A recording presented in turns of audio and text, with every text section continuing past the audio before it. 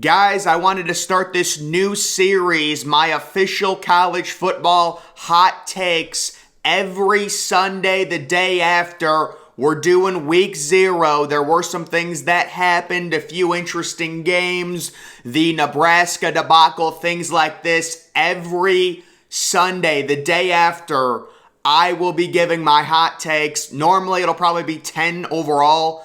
Week 0, it's a little tough, so I think there's only 7 takes on here. But we're just going to be talking about the week and things like that, every major thing that happened. So the first one we all know, Scott Frost will be fired this season. And guys, the Nebraska situation, it is unbelievably crazy. Nebraska at this point, last year, week 0, you're facing an inferior Big Ten West opponent, Illinois. You lose. This year, you're facing Northwestern. The line is minus 13. You know, people are betting on you, and you blow it. You're leading for most of the game. Casey Thompson throws a few interceptions. You know, you had some certain things. The special teams debacle that Scott Frost, blamed himself for. This game won't officially fire him, but apparently October 1st, his payout drops by 50%.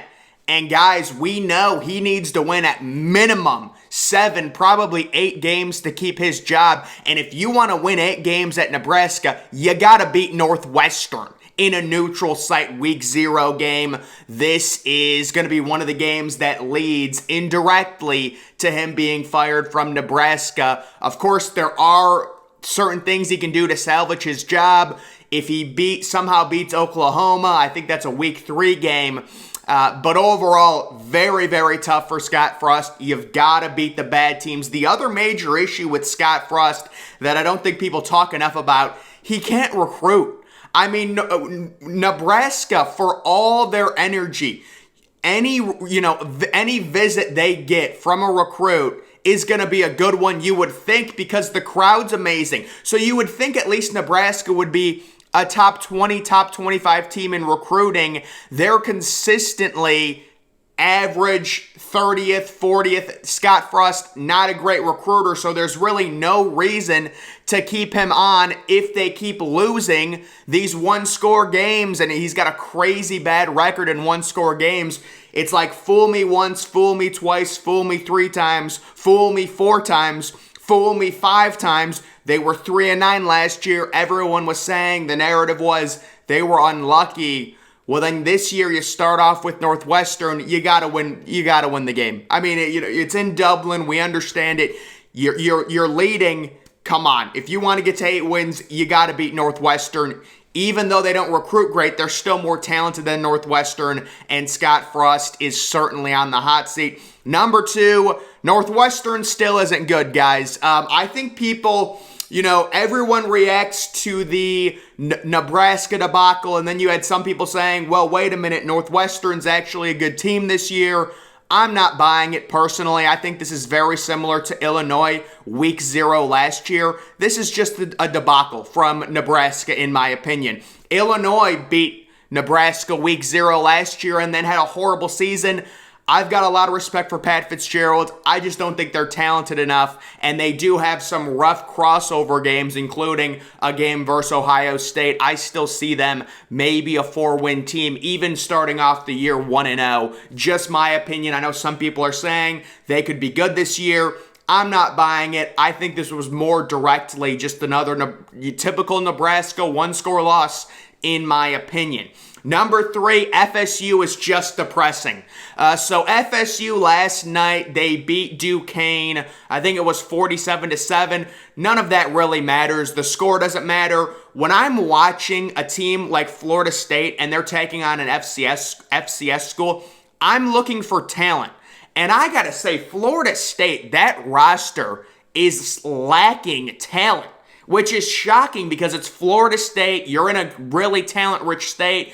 You recruit decently, but their roster situation, in my opinion, what I saw, I'm just not seeing elite athletes flash with that Florida State team. So I would say what I took away from that game, they're just depressing. They looked like a depressing team with a slightly above average quarterback. And overall, I just didn't see much from Florida State. They did beat Duquesne, again, 47-7. It's an FCS team, whatever.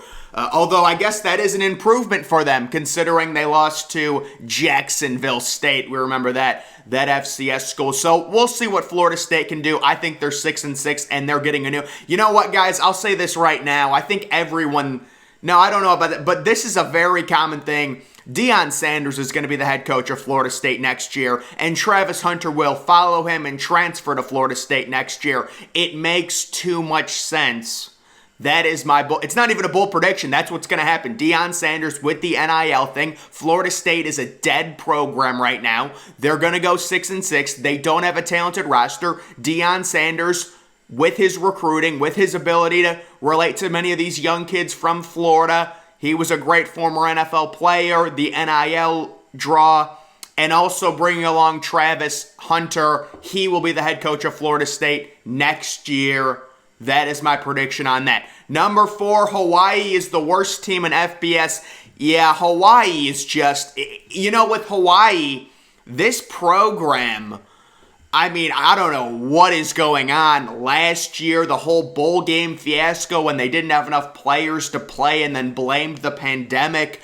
This year, they completely get blown out. No, I don't think Vanderbilt's the worst Power 5 team. I do think Duke is worse. Vanderbilt maybe a little bit improved, but you got absolutely destroyed by Vanderbilt, who's traditionally one of the just by far worst Power 5 teams in college football. Hawaii is really, really, really bad.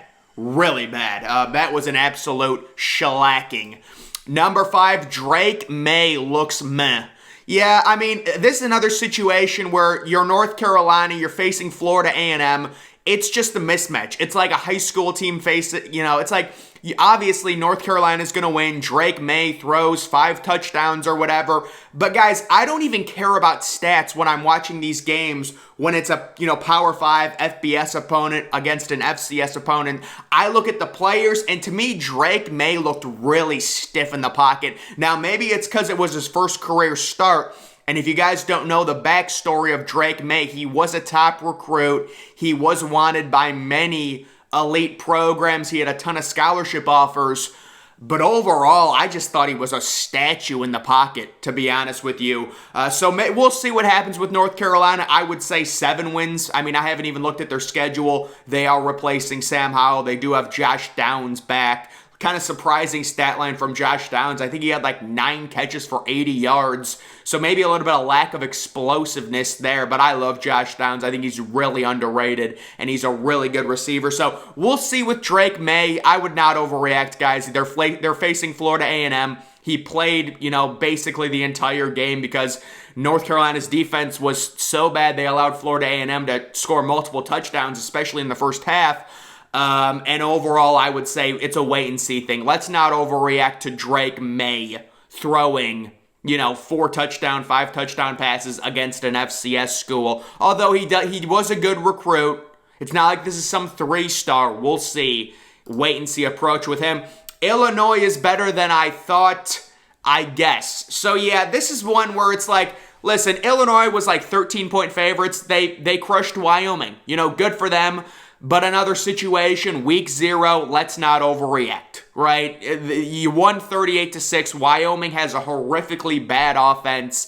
I think the over actually hit in this game. The over-under was 43. I think it was the overall number was 44. They won 38-6, so it would be 44. Yeah, Illinois, they outperformed. I mean, they clearly covered the spread. Good for them. Wyoming is horrible, though, so I would still expect Illinois maybe a 3 or 4 win team, probably a 4-win team, I'd say, for Illinois this year.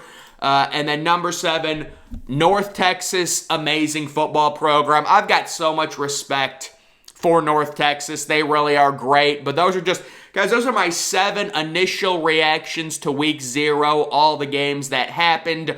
Also, Utah State is not good. Utah State beat Connecticut by like 11 points or something. It was a close game throughout. Now Utah State has to travel to Tuscaloosa week 1 and they're 40-point under. That line's probably going to climb after that performance.